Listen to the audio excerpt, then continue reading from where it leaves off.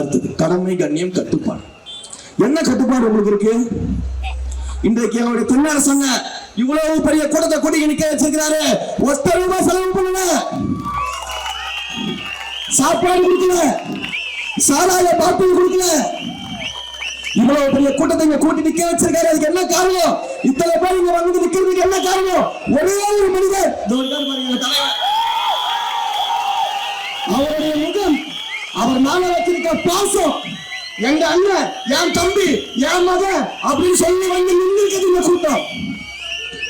ஆனா உங்களுடைய கூட்டம் திமுகவுடைய இளைஞரணி ஒரு கூட்டம் நடக்குது.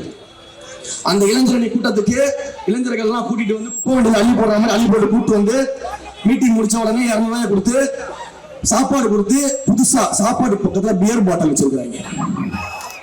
சாப்பாட்டுக்கு பக்கத்துல பியர் பாட்டில். நீங்க வந்து கட்டுப்பாடான கூட்டமா? என்ன கேட்கிற, கட்டுப்பாடான கூட்டமான்னு கேட்கிறேன்.